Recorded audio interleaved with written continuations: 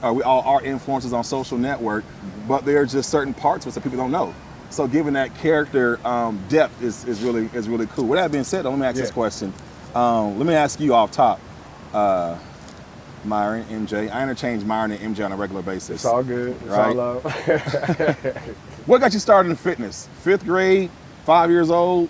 Yeah. Sports first? He's a fat boy who lost weight? What was happening, man? Man, honestly, I kind of highlighted that in our last episode.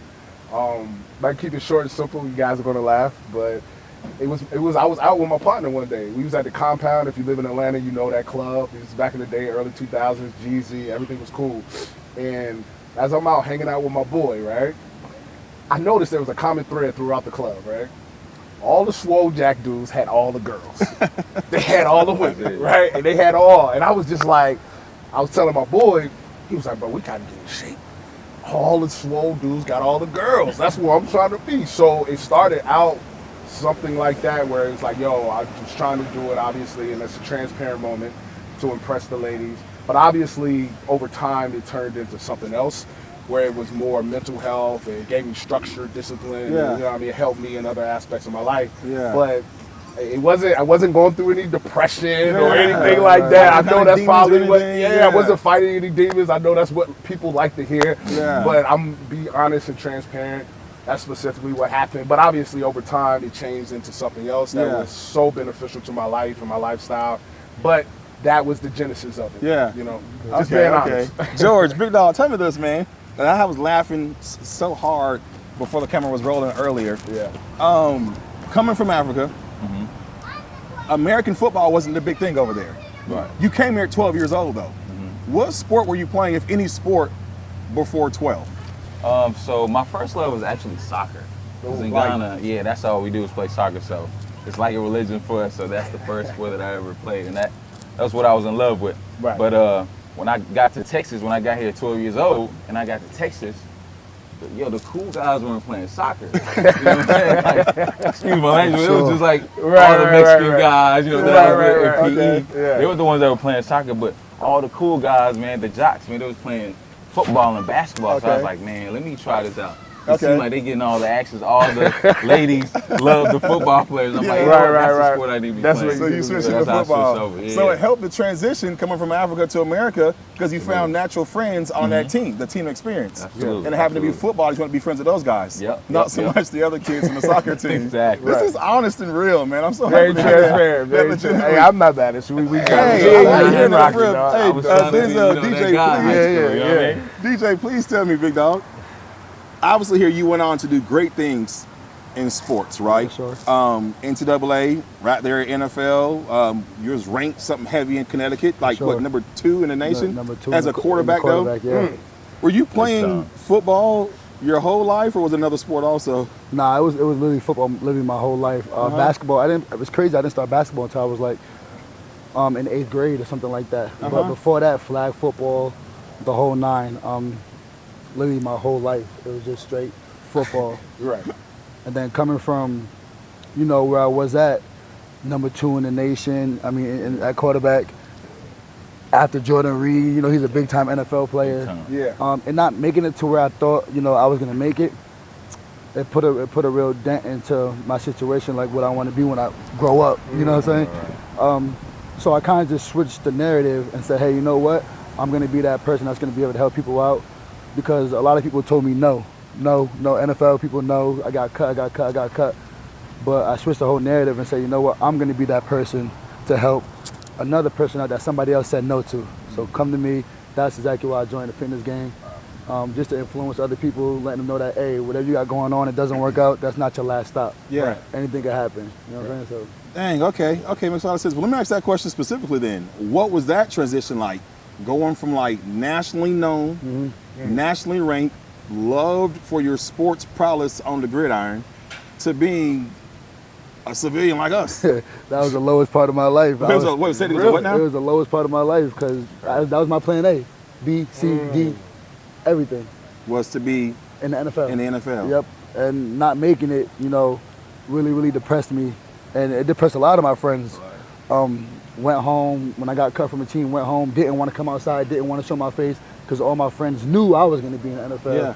So it was just a little depressing. Yeah, that's what triggered me to figure out who I really want to be and how I want to change the narrative of what's really going on. You know what I'm saying? It's okay to not have, it's not okay to not have a plan B, but if plan A doesn't work, you have to learn how to bounce back ASAP. Yeah. Because nothing's gonna wait for you. I say that all you know the what I'm time, saying? man. You have to Teams learn. lose when teams fail to adapt. You got to bounce back ASAP, and that's what Yeah. I was always good at. You know, I didn't want to. I tried the radio thing like my dad. My dad's a big time program director in Connecticut. I tried the DJ thing, didn't work out. My ADD kept kicking in. I said, listen, I got to move around. I got to move. I can't sit here and DJ. So you had to reinvent yourself. I had to reinvent myself and be this person that was trying to influence people, was trying to, you know, motivate people to not only work out, because for me it's not just about working out. You don't have to work out to reinvent your life. You know what I'm saying? Because something didn't go the way you want it to go. So that's my whole story. Man, so brothers deal with depression. For sure. Men, to include the heroes you see in whatever capacity you may see us as an actual hero from a sports prowess or physique prowess or whatever it may be here.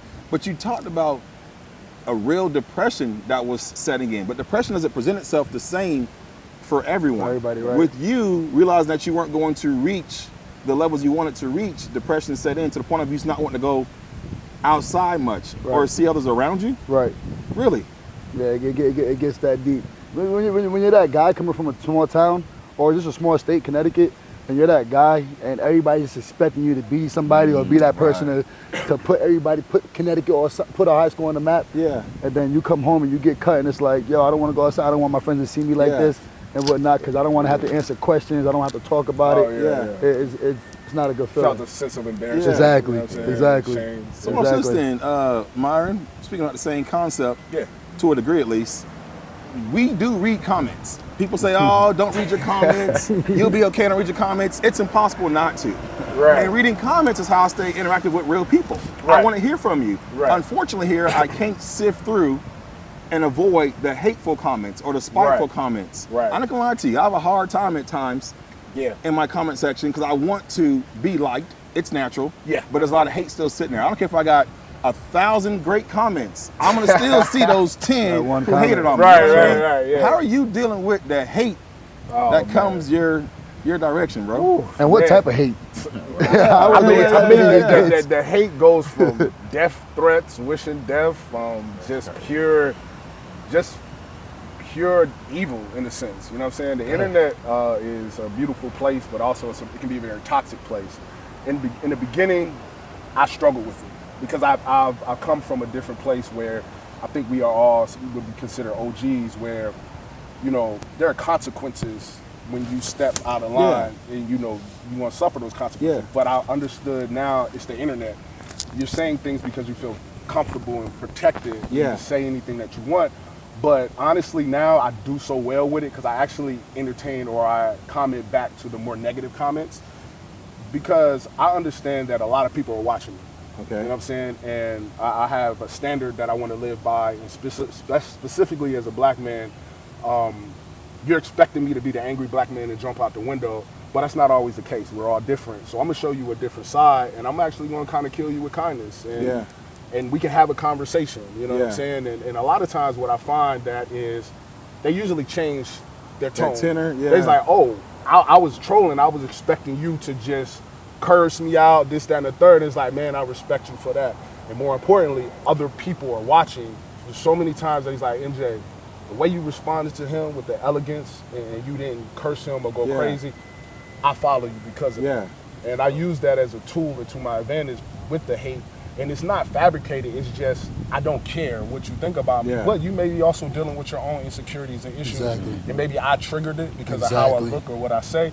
But we can always have a, intelligent conversation. So in the beginning, I'm not gonna lie, it was very, very difficult for me to manage that. I was like, I would be mad for like 2 days. I was like, what did this do? But then I realized I take it with a grain of salt.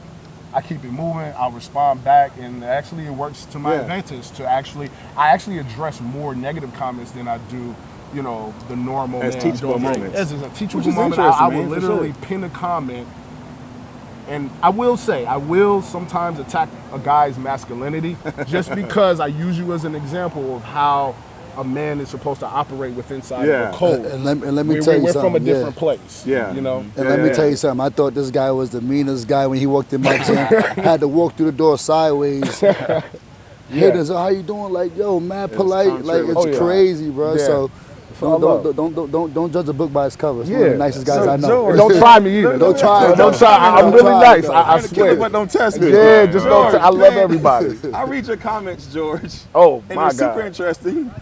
There's a lot of praise and adoration. Everyone loves George, but that does garner a good bit of hate, mostly from, I guess, dudes who might be jealous to whatever degree or why they are. Yeah. What is your approach to dealing with it, man?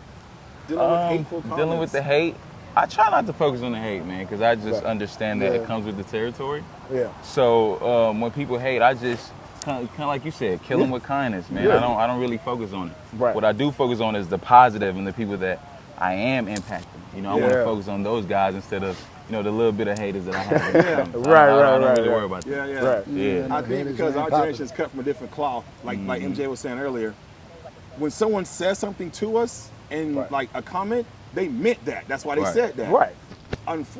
Unlike the internet, when they say that, there's no real teeth behind it. No. They're just barking. Right. But I'm used to when a man says something, he meant that. He meant that. So I'm thinking you meant that when you Right. said that. Because in Yeah. the real world, you never even say that For sure. within the actual speaking When distance of we're it. all outside, it never happens. Right. No one ever walks won't up to step me up and to says, That's what I was gonna say. "You're this, you're that." That never happens Doesn't when we're happen, outside. yeah. So I had to start understanding that. Bro. Oh, this is just the internet. They Yeah. don't mean that. 99% of people who hate on you in your comments or whatnot, if you see them in person, they're gonna shake your hand Oh, and yeah. smile Facts. in your face. Facts. And to that point, I'm like, you know what? Cool. As long as you don't bring your head, we good. Keep it on the internet. Keep it right. Keep it on the internet because Exactly. yo, So man. watch this thing, y'all. We have always found motivation through competition. Yes. We all play sports to NCAA level, like on a higher level. But when you're no longer playing those sports, that motivation that came through competition isn't quite there. Right. I had to find another way of staying motivated, but I still like the idea of being competitive. Yeah. Yeah. Let me hear from you, George. Yeah. What motivation are you finding since you're no longer on that football field anymore? Bro, like, that's why I work out now, bro. You know what I'm saying? Like, I had to figure out another way to channel that energy. Because I've been competing my whole life, you know what I'm saying? Since I came here at 12, like at a very young age. So I've been competing my whole life. So I had this urge, like when we got done with football, I played football in high school all the way through our college. When I got done, I had to find something to give me that energy again. You know, like when you get a big sack in a big game, feeling that The roar, yeah, the that roar crowds, that the made you feel. adrenaline. But I needed to find that, and I realized that I get it through lifting. You know what I'm saying? When you're able to hit a PR. Yeah. You know what I'm saying? When you're able to just become a better version of yourself. Yeah. You know, when you increase your stamina, your endurance, like things like that. Those little goals. Yeah. You know, I get that same type of energy that I had when I was playing ball. It's funny because chemically here we are always receiving, if you're doing certain things in life, like a physical exertion type deal, what I call dose on a regular basis, dopamine, oxytocin, serotonin, endorphin. Yes. If we've been playing sports since we were 5 years old, karate, putting football cleats on, basketball shoes, we're used to having higher concentrations of these feel-good hormones in our blood. So many athletes who stop playing sports deplete that. They don't feel that anymore. Yeah. It just takes a week of doing that physical exertion though, to elevate those levels, and you got that old thing back. You feel good again. You know what I mean? Yep, I'm so yep. glad to have found that. Our encouragement is that everyone will go out here and find a way of giving themselves that good feel-good hormone. If it means outside talking to your bros under the sun, or getting a workout with them as well, or getting some cardio, whatever it is, finding a way to get that going.